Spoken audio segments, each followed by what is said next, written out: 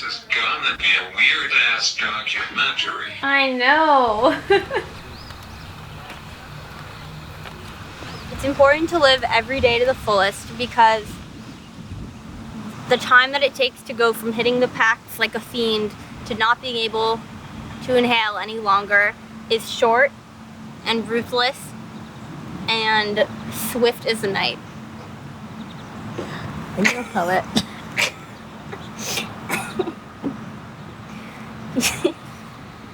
Until further notice, celebrate everything.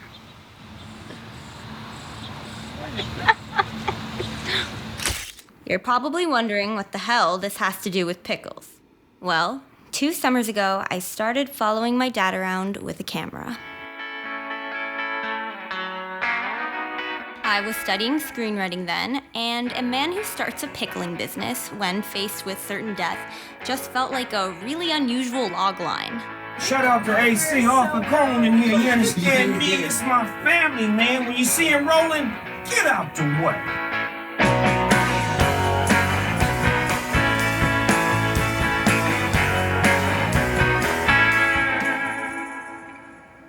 Before pickling came into the mix, my dad was a professional photographer.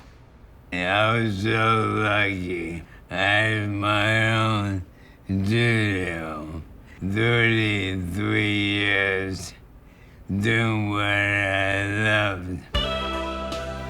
We lived together in a studio apartment on the Upper West Side, and the bathroom doubled as his dark room. So you'd be trying to sleep at night, the lights would be going on and off, and I feel there were cockroaches there in my memory. We would say, if we can survive this, I think we can pretty much get through anything. The first time I took a photo was a front headshot. That was it. I never wanted to do anything else.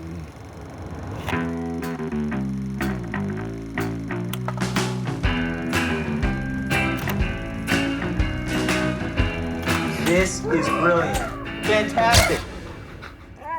If you met Arthur 3 years ago or 4 years ago, you would not have been able to keep up with him. Like he was like a whirling dervish of a guy. Art Cohen, CBS News, Siena. Do we walk to the place where we had the reservation, or do we go to Nastasya? When he arrived on the scene, everybody just started getting loose and being happy and joking around. He just loves the energy of being around people all the time. And he always used to say about our town, you know, the problem with living here is there are too many people you can be friends with. For someone like that to lose their ability to speak clearly is, cruel. That part seems almost like, science fiction to me. ALS is not for the faint-hearted. Right around the time the Ice Bucket Challenge went viral in 2014, my dad started showing early signs of ALS. I'm here to join the people bringing attention to Lou Gehrig's disease by taking the ALS Ice Bucket Challenge. I think everybody here knows somebody that's afflicted with ALS, which is a form of motor neuron disease, which has a devastating effect on people's lives. And remember, donate to ALS.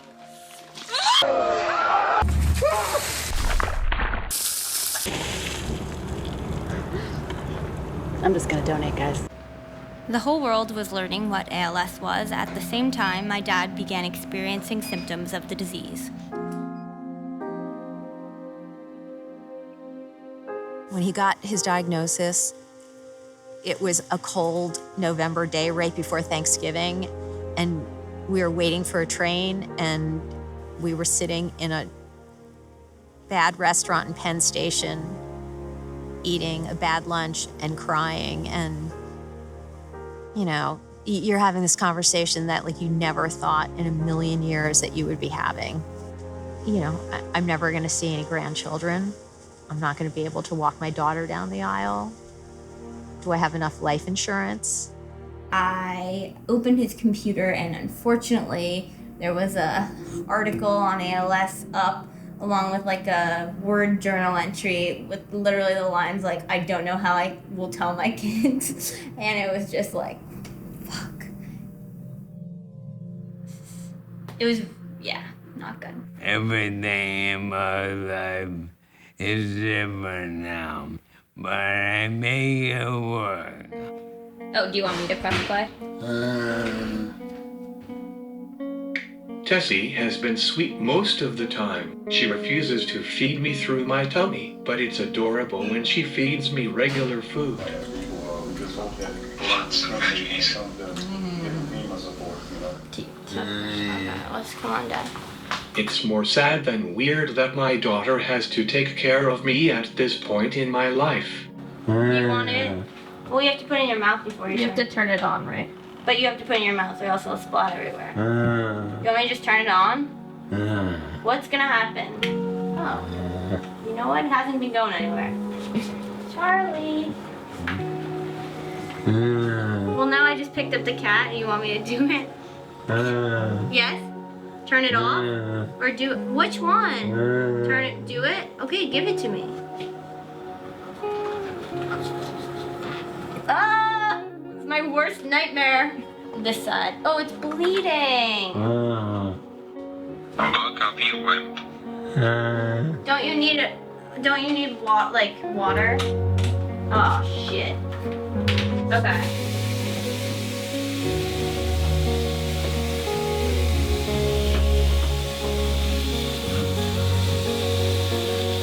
Good. Yeah. Yeah, Ari. Woo! You're doing a very good job. Is that good? Was that all? Did you have something in your mouth? They're so white, but not as white as mine. Then came his second act.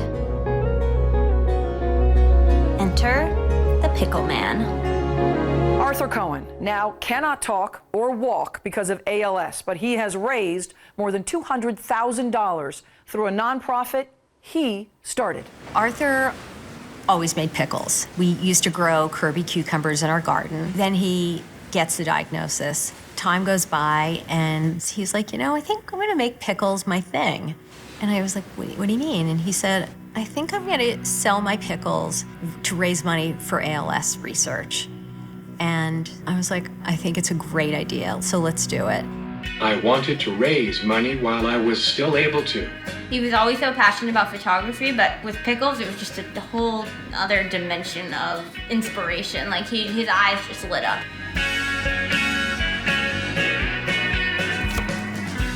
All I do is bringing everything to do.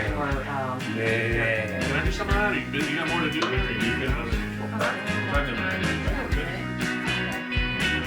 This wasn't the kidding around, Artie, when it came to pickles. When a pickle had to be a certain width, it had to be a certain width. And if you put any of those damn vine things in the dill, you're out. It's usually the sign that you won't be seeing that person on the line anymore. I never thought it would continue after I put down my knife, but friends and family have kept my dream alive. Until further notice, celebrate everything.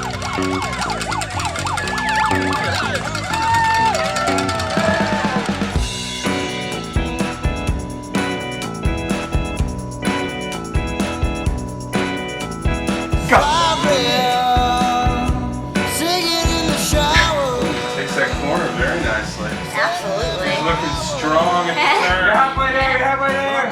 I was born a wrestler.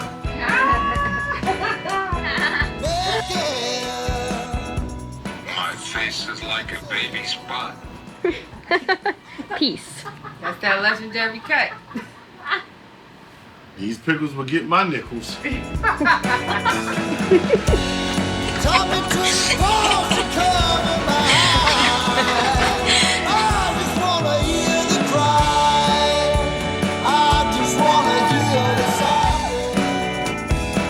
Come on, Artie.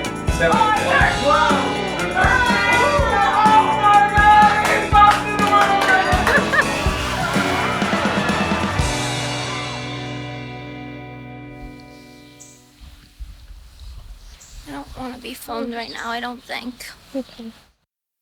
I graduated college and my dad came to the ceremony, which was kind of always the goal.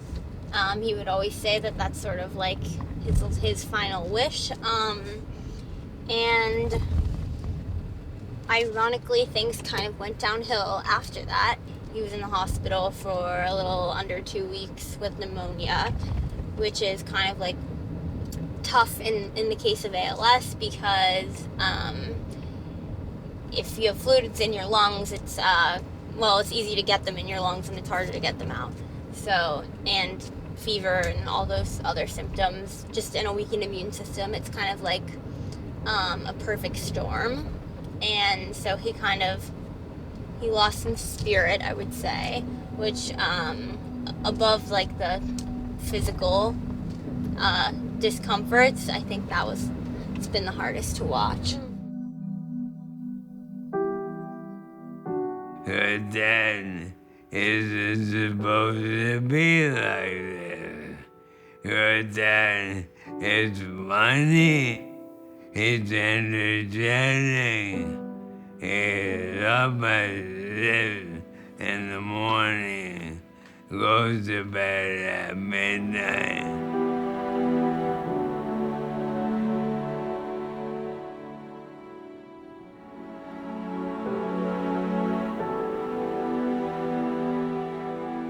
Is that comfortable? No. Should I abort? Do you want it? No? Okay. I really been conversation up in my brain.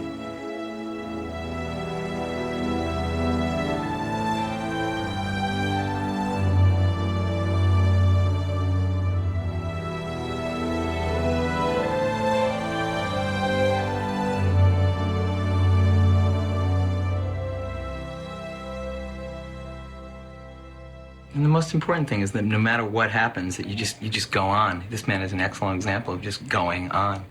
I mean, all the things that have happened to him in his life, especially in the past like 10 or 15 years, besides the Holocaust, he's just an extraordinary human being. On the days that my business is getting to me, my wife or my kids, anything is getting to me, I can't complain anymore. Because it's like, what right do I have to complain? I've been through 1/10 of what this guy's been through. And it's always made me look at life as, I'm more of a half-full person than a half-empty person, as is my sister. And I think that's probably the best thing that we got out of this, is just like, it really gives you perspective on what's going on, and how bad life can truly be, you know, how there can truly be a hell on earth. And that's a nice thing, I think, to carry with you for the rest of your life. So as the most wonderful tribute to my dad, I challenge all of you to find and remember the itty-bitty fragments of joy in life that are always scattered, but sometimes a little concealed, and to look at them with the same wonderment and joy as my dad did.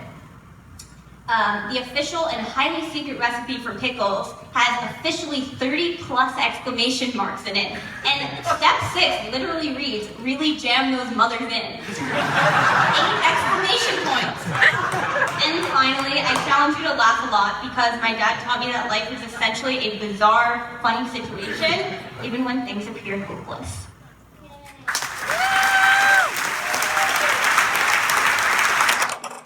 But just in case leading by example wasn't enough, my dad left some oddly specific instructions. Life is about living. Period. Be kind. I have few regrets. I've always tried to look at the bright side, much to the frustration of my family.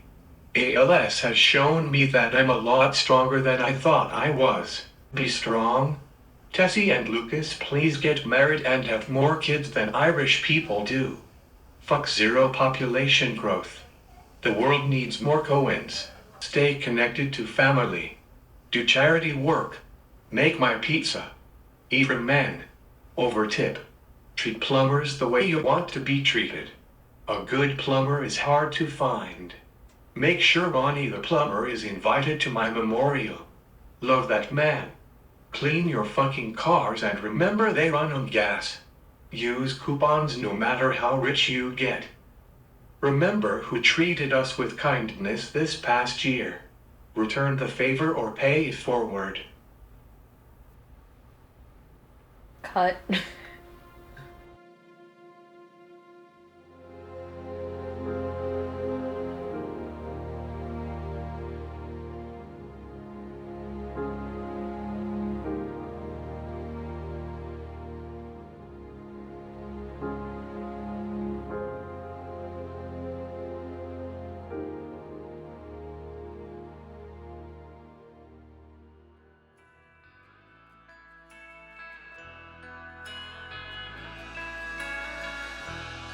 don't really want a funeral, more of a party. No Livingston Taylor. I tortured you enough when I was alive. You make a playlist. Sponsor a little league team in Maplewood. Call it Garrig's. When approaching the Lincoln Tunnel, use the left lane and quickly switch to the right after the Hoboken exit. Trust me, it's faster.